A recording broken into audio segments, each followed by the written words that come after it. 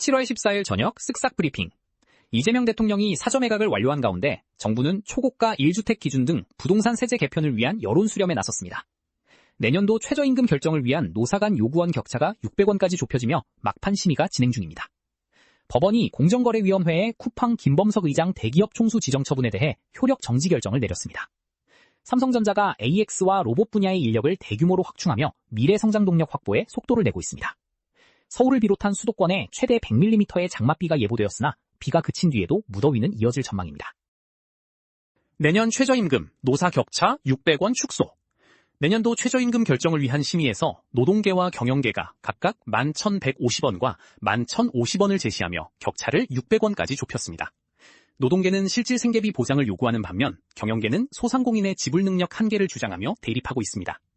공익위원들의 심의 촉진 구간 제시 가능성이 커진 가운데 이달 중순까지 최종안이 도출되어야 합니다. 이 대통령 아파트 매각 및 세제 개편. 이재명 대통령이 소유하던 성남시 분당 아파트의 매각 계약이 성사 단계에 이르며 부동산 시장 정상화 의지를 보였습니다. 이 대통령은 국무회의 중 초고가 1주택 기준에 대한 국민 여론을 직접 확인하며 조세 형평성에 맞춘 세제 개편을 강조했습니다. 한편 국토교통부가 주택 공급 방안을 논의하기 위해 개최한 토론회는 저조한 관심 속에 현장 민원 전달에 그쳤다는 아쉬운 평가를 받았습니다. 쿠팡 김범석 총수 지정 효력 정지. 법원이 공정거래위원회가 쿠팡 김범석 의장을 동일인으로 지정한 처분에 대해 효력 정지 결정을 내렸습니다. 재판부는 신청인에게 회복하기 어려운 손해가 발생하는 것을 예방하기 위해 긴급한 필요가 있다고 판단했습니다.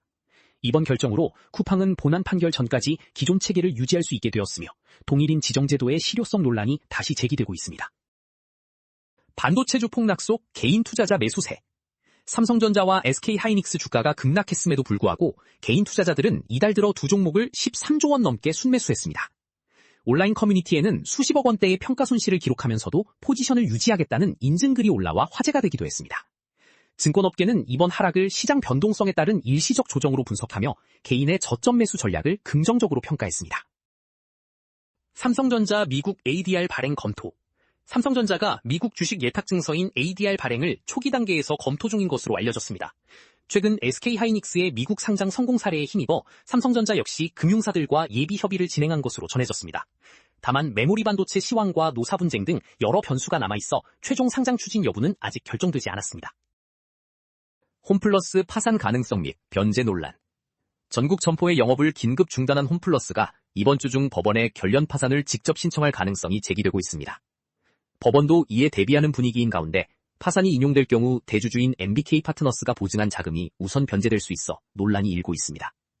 사실상 파산 수순에 돌입했다는 관측이 나오면서 협력업체와 소비자들의 불안이 커지고 있습니다. 신한금융, 롯데손보 인수협상. 신한금융지주가 롯데손해보험 인수를 위한 유력한 우선 협상 대상자로 거론되며 막판 가격 협상을 벌이고 있습니다. 인수 가격은 1조 원 안팎으로 추정되며 중순위 투자자와의 원금 회수 협의가 최종 타결의 변수로 꼽힙니다. 신한금융은 이번 인수를 통해 비은행 포트폴리오를 강화하고 업계 리딩뱅크 경쟁력을 높이겠다는 계획입니다. 삼성의 AX 및 로봇 분야 인력 확충. 삼성전자가 미래 성장 동력 확보를 위해 AX와 로봇 분야의 대규모 사내 인력 확충에 나섰습니다. 가상검증 체계 도입을 통해 업무 생산성을 혁신하고 있으며 휴머노이드 로봇 시장 선점을 위한 조직 확대를 추진 중입니다. 한편 보스턴 다이나믹스는 가격 경쟁보다 실질적인 가치와 신뢰성을 앞세워 휴머노이드 로봇 시장을 공략하겠다고 밝혔습니다. 대학병원 앱 세월호 연상 문구 논란. 고려대병원 모바일 앱의 생년월일 입력 예시란에 세월호 참사 발생일이 기재되어 사회적 논란이 일었습니다. 해당 문구는 앱 개발 업체인 레몬 헬스케어 측에서 등록한 것으로 확인되었으며 현재는 수정된 상태입니다. 과거 특정 사건을 연상시키는 마케팅이나 문구로 비판받았던 사례들과 함께 누리꾼들의 지적이 이어지고 있습니다. 아내 절친과 바람나 양육비 끄는 남편.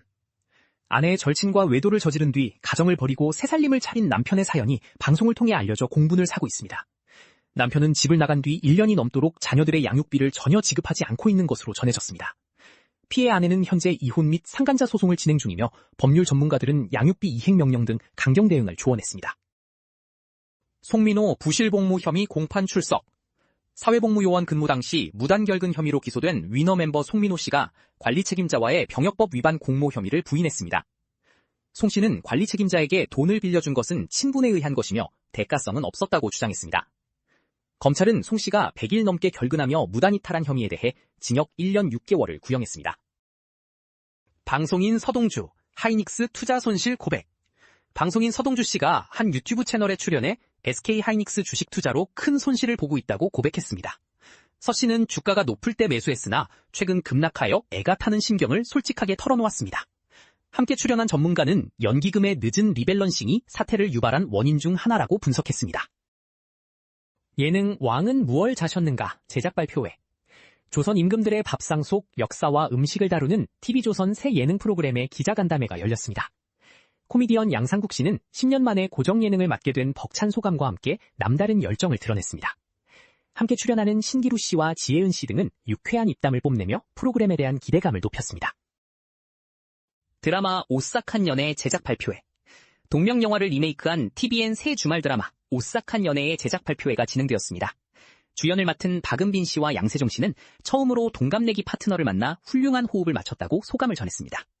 전역 후 첫 주연이자 첫 악역에 도전하는 옹성우 씨도 캐릭터의 이중적인 매력을 예고해 기대감을 모으고 있습니다. 이하늘 동생 사망 후 생활고 고백. 그룹 DJDOC의 이하늘 씨가 동생 고 이현배 씨의 사망 이후 멤버 김창렬 씨와의 갈등으로 행사가 끊겨 생활고를 겪었다고 밝혔습니다. 이 씨는 매달 수천만 원에 달하는 고정 지출과 선급금 반환 요구를 감당하기 위해 인터넷 방송을 시작했다고 털어놓았습니다.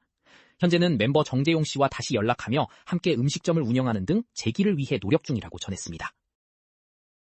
수도권 최대 100mm 장맛비 예보.